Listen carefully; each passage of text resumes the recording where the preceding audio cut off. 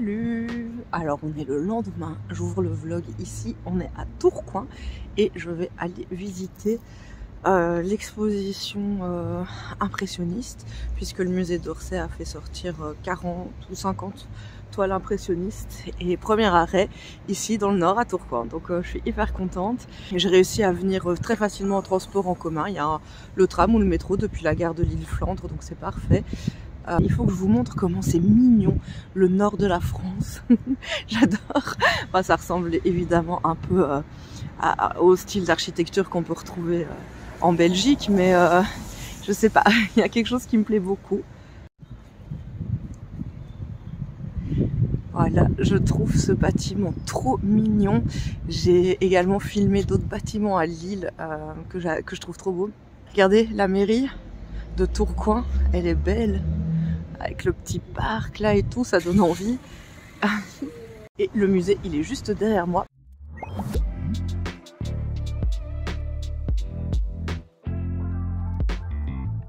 Un courbet que je trouve magnifique. J'ai l'impression, en le regardant dans l'écran du téléphone, qu'on peut vraiment entrer dans ce tableau. Je trouve incroyable. Vous voyez, c'est grand. Il y a quelques personnes, pas trop. Surtout des personnes âgées. En même temps, on est vendredi après-midi, bon. Ça, c'est la première salle.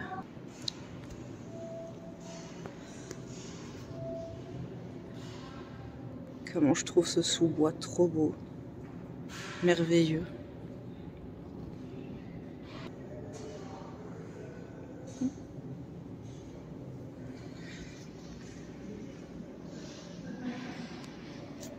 Je ne peux pas m'empêcher de me dire que ces toiles, elles devaient être encore tellement plus belles au moment de leur création. Parce que bah, ça, c'est une toile qui date de 1879. Clairement, ça date. Et j'imagine que bah, la peinture a souffert. Déjà, on voit beaucoup de craquelures. J'imagine que peut-être le vernis a dû s'altérer. Oh, je ne les avais pas remarqués de prime abord. Vous voyez, il y a des gens qui travaillent. Cette peinture est incroyable, hyper riche de détails qu'on ne voit pas forcément au premier abord. Je trouve trop belle. C'est une toile d'Ernest Guimer. Alors ça les gars, c'est génial. C'est un autoportrait de Monet. Quand il avait 77 ans, il l'a réalisé. Et je trouve ça génial qu'il ait utilisé ce vert dans sa barbe. Et puis ce violet pour son visage. Et il a réalisé aussi certains plans là sur son front et sur son nez. Il a carrément mis une couleur qui me semble être de l'ocre et qui, je sais pas, je le trouve expressif, beau, singulier. Je me dis qu'on peut oser et continuer à oser en art, et ce tout au long de sa vie. Et même quand on est un artiste très reconnu comme Monet, qui était déjà reconnu de son vivant. Ce tableau est magnifique, je trouve. La composition hyper bien maîtrisée, même pas un tiers et bien plus que 2 tiers pour le ciel. Éléments verticaux, bateau et moulin qui se répondent, avec ici encore des petits éléments qui permettent de ramener notre œil vers le centre du tableau. Je le trouve hyper bien maîtrisé ce tableau. Il est de Johan Barthold Jonkind, qui est un maître hollandais qui apparemment a formé Monet. C'est un tableau de jeunesse de Monet. Il avait 26 ans plus ou moins quand il l'a réalisé. On voit comment son style a peu à peu évolué, mais je trouve qu'il y avait déjà quelque chose de très dessiné, très graphique dans son travail, dès assez jeune finalement. Vraiment, les vaches sont traitées.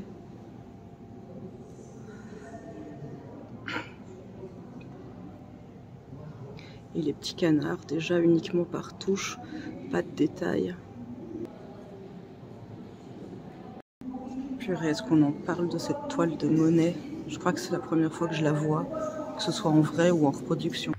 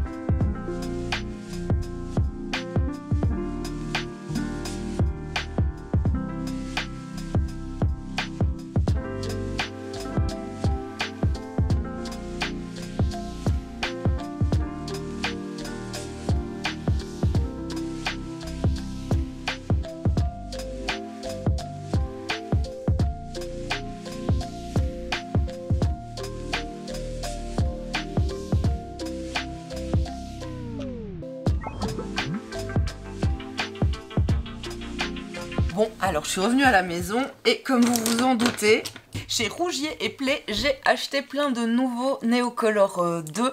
J'ai trouvé ça super. Je l'ai trouvé à l'unité. Si j'avais déjà commencé des swatchs des Neocolor que j'avais acheté. J'avais commencé par cette boîte de 15. Je vous mettrai les liens en barre d'infos. Hein. Ici ce ne sont pas les couleurs exactes que vous retrouvez dans cette boîte, c'est juste moi qui les ai rangées.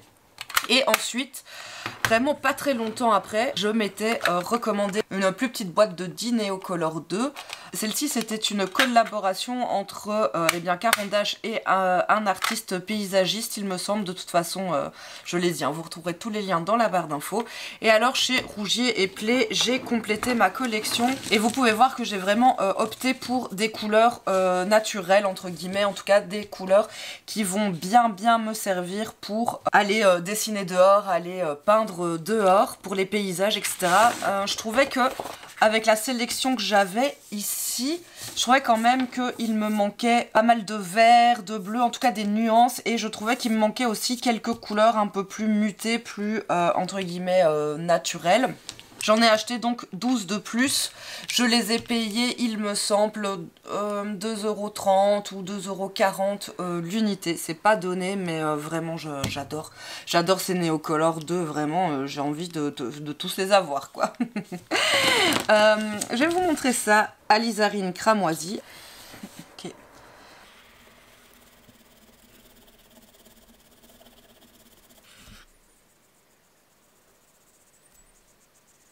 Vraiment, je trouve que les Neocolor, c'est merveilleux, magique. Je trouve qu'ils vont super bien en complément de mes crayons aquarellables qui sont aussi de la marque Caran d'Ache que vous connaissez déjà. Je vais vous montrer après dans un carnet de croquis la différence. Les deux sont aquarellables, donc solubles à l'eau, mais les deux ne se comportent pas vraiment de la même manière. Les Neocolor sont beaucoup plus gras, beaucoup plus riches, beaucoup plus pigmentés. Franchement, pour moi, c'est de la crème, quoi. C'est un plaisir de travailler avec ça pour colorer, pour les aplats, j'adore. Et je vais plutôt utiliser les crayons aquarellables pour le dessin, pour le croquis préliminaire. Ensuite, j'ai pas pu résister à ce mauve. De toute façon, tout ce qui est mauve, violet, etc., ce sont des couleurs qui ne sont pas évidentes de base à mélanger en peinture. Et alors là, quand on est sur des formats crayon, marqueur, etc., j'aime bien avoir ces couleurs-là déjà faites, quoi. Hop. Je voulais vous montrer comment, en étirant la matière, on peut réussir à avoir des opacités et donc finalement des teintes différentes à partir d'un même Neocolor.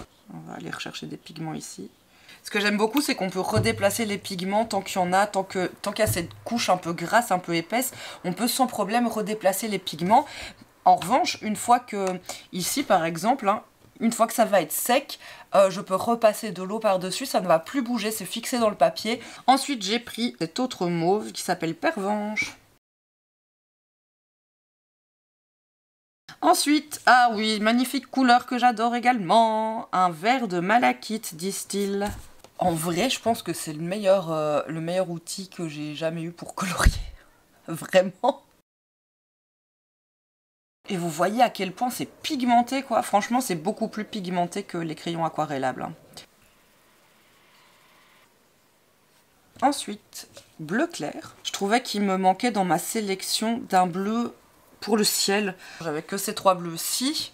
Bon, alors, bien sûr, l'outre-mer est trop foncé pour la plupart des ciels, enfin, sauf le soir ou autre. Celui-ci, le bleu de cobalt, je trouve qu'il est beaucoup trop vif, beaucoup trop puissant. Je trouve que pour le ciel, ça ne va pas. Et alors, je n'avais que celui-ci, qui est bien beau, qui est bien joli, qui est bien sympa, mais qui est estampillé comme bleu turquoise. Et c'est vrai que pour le ciel, j'aurais aimé quelque chose de plus bleu, moins turquoise. Et donc, j'ai trouvé ce bleu clair, qui, voilà, vous voyez, fait parfaitement l'affaire pour n'importe quel ciel. Évidemment, là, c'est un beau jour d'été, mais on peut également avoir un jour d'été en Belgique. Je vous montre. Voilà, gris. Bleu clair et gris.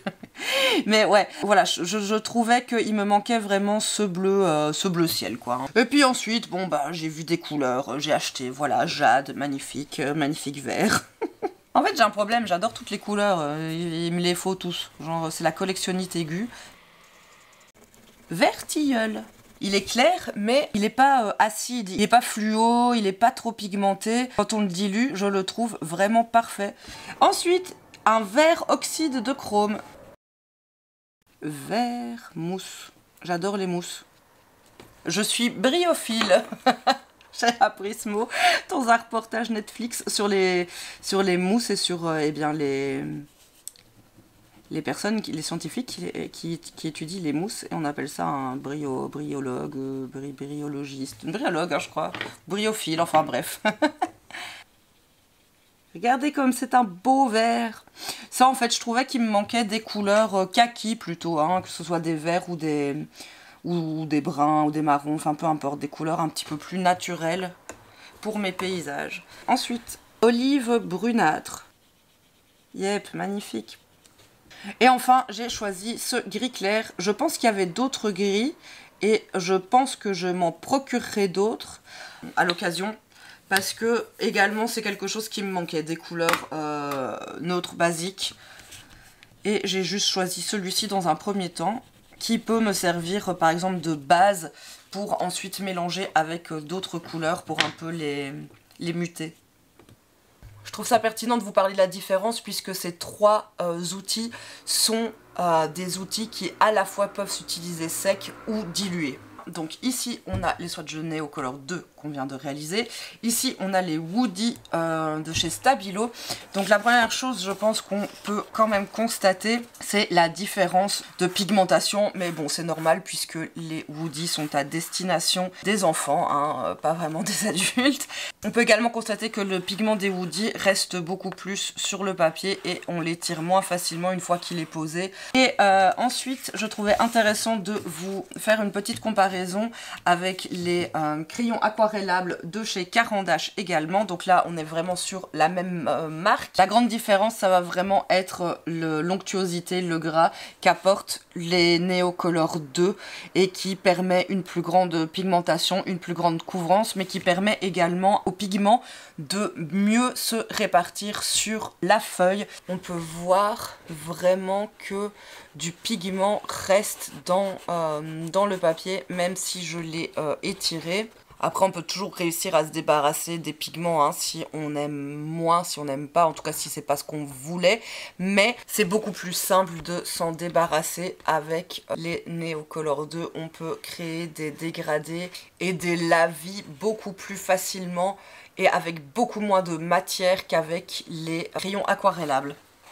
Alors si je devais vous recommander plutôt un de ces trois outils, je vous dirais de laisser tomber les Woody. C'est fun, c'est amusant, mais niveau qualité, c'est pas aussi bien évidemment que Caran d'Ache. Niveau prix, ça reste cher. Alors je dirais que les crayons aquarellables sont faits pour vous si vous êtes quelqu'un qui prenez beaucoup d'attention à votre dessin, si pour vous le dessin est plus important que la peinture, et si vous avez besoin vraiment de dessiner, si la construction du dessin, si les traits sont importants pour vous et que vous êtes plus dessin que peindre.